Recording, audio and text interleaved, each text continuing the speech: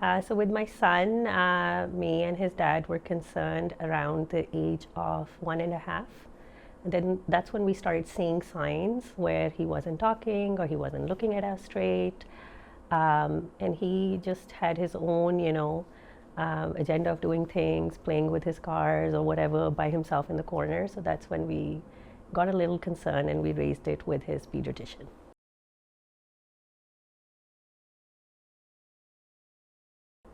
Some of the signs that made us concerned about my son was, number one, he wasn't looking at us straight in the eye when he was trying to communicate to us. He didn't have vocabulary. It was very limited to yes and no's. This is around the age of 1.5 years.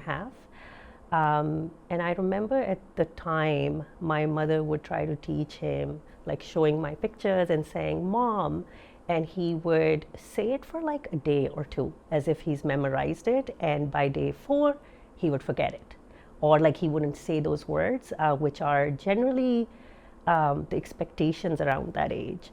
So from a communication perspective, we were concerned, and physically he was very active. He's very advanced. He started walking, actually under 1. But in terms of communication, he was very limited, and we would notice that he would run around the house a lot, which we later found out is, there's a word for it, stimming. We didn't know at the time, but he was a happy child. Like, he was laughing, but he was just running around and doing his own thing. I remember those days very clearly.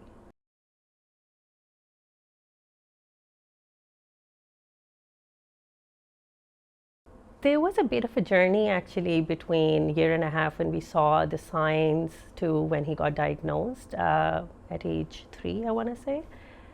How did I feel? I think this is one of those tricky questions because we had like 1.5 years to kind of prepare ourselves that there might be a diagnosis coming. And I think less about me and more about him. My feelings were about how can I give the world to this child because he's different. He may, at the time, we didn't know if he would be ever able to communicate or look at us or, see the world the way that his brother does or the way that, we interact with people. So my feelings, to answer your question at the time, were of concern or, worry for him and what his future holds in the years to come. And as any parent, we wanted to give him the world.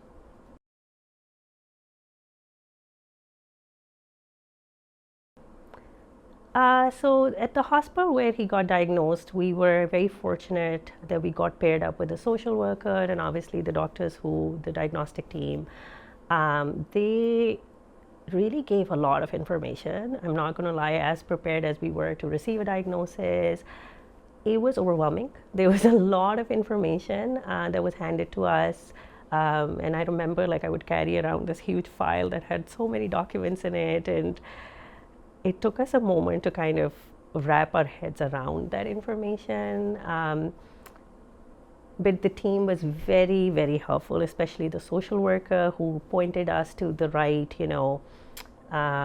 supports and services like ABA, speech therapy, and to organizations like SAAAC. It was one of the first places where we brought our son, and we had to wait a little while to get the services. But once he was in, we saw a huge difference in the way that he was behaving. His communication, improved. So I would say the support and services might take a little time to get to, but once they start, they are very, very effective.